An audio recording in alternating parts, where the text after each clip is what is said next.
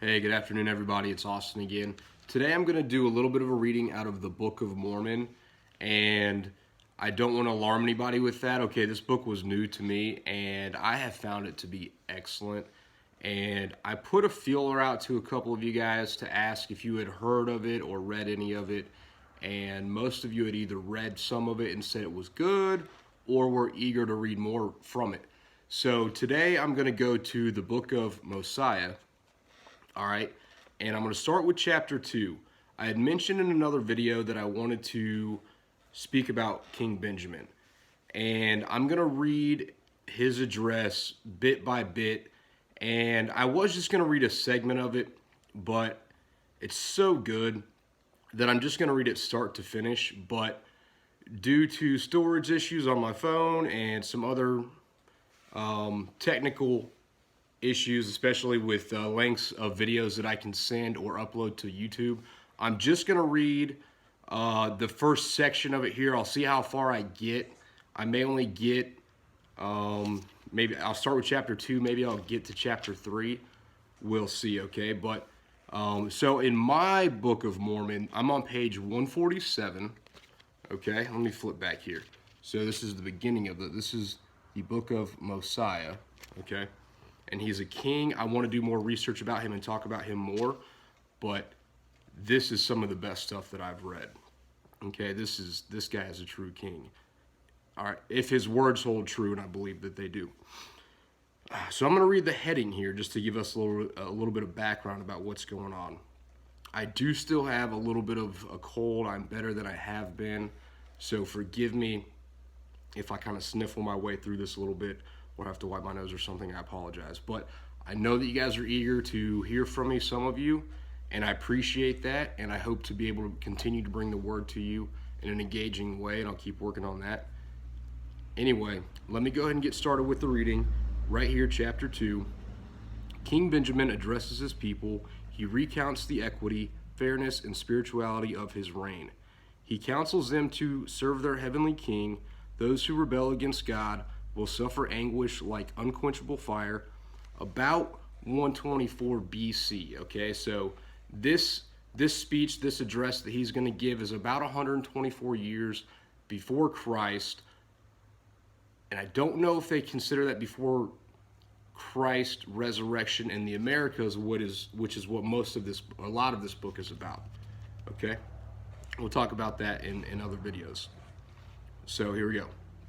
And it came to pass that after Mosiah had done as his father had commanded him, and had made a proclamation throughout all the land, that the people gathered themselves together throughout all the land, that they might go up to the temple and hear the words which King Benjamin should speak unto them. And there were a great number, even so many that they did not number them, for they had multiplied exceedingly and waxed great in the land. And they also took of the firstlings of their flocks, that they might offer sacrifice and burnt offerings according to the law of Moses. And they also took of and also that they might give thanks to the Lord their God, who had brought them out of the land of Jerusalem, and who had delivered them out of the hands of their enemies, and had appointed just men to be their teachers, and also a just man to be their king, who had established peace in the land of Zarahemla, and who had taught them to keep their commandments of God, that they might rejoice and be filled with love towards God and all men.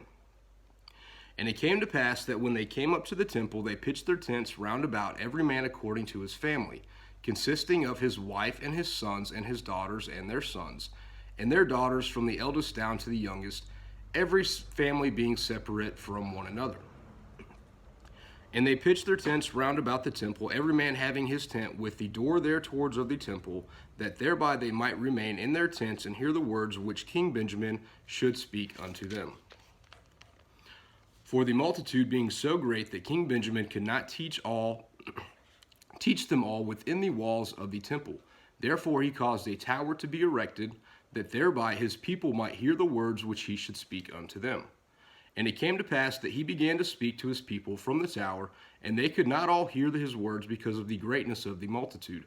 Therefore he caused that the words which he spake should be written written and sent forth among those that were not under the sound of his voice, that they might also receive his words. And these are the words which he spake and caused to be written, saying, My brethren, all ye that have assembled yourselves together, you that can hear my words which I shall speak unto you this day, for I have not commanded you to come up hither to trifle with the words which I shall speak, but that you should hearken unto me, and open your ears, that ye may hear, and your hearts that ye may understand, and your minds that the mysteries of God may be unfolded to your view. I have not commanded you to come up hither that ye should fear me, or that ye should think that I am myself am more than a mortal man. But I am like as yourselves, subject to all manner of infirmities in body and mind, yet I have been chosen by this people and consecrated by my Father, and was suffered by the hand of the Lord, that I should be a ruler and a king over this people, and have been kept and preserved by his matchless power, to serve you with all the might, mind, and strength which the Lord hath granted unto me. I say unto you, that as I have been suffered to spend my days in your service, even up to this time, and have not sought gold nor silver nor any manner of riches of you. Neither have I suffered that ye should be confined in dungeons, nor that ye should make slaves one of another, nor that ye should murder or plunder or steal or commit adultery, nor even have I suffered that ye should commit any manner of wickedness, and have taught you that ye should keep the commandments of the Lord in all things which he hath commanded you. Even I myself have labored with mine own hands, that I might serve you, and that ye should not be laden with taxes, and that there should nothing come upon you which was grievous to be borne. And all of these things which I have spoken, ye yourselves are witness this day. Okay, so I'm going to stop right there. That gets us through 14. My video is probably going to cut short right here. Okay, so I'm going to get this out, and I want to see what you guys think about it. And forgive me for my absence.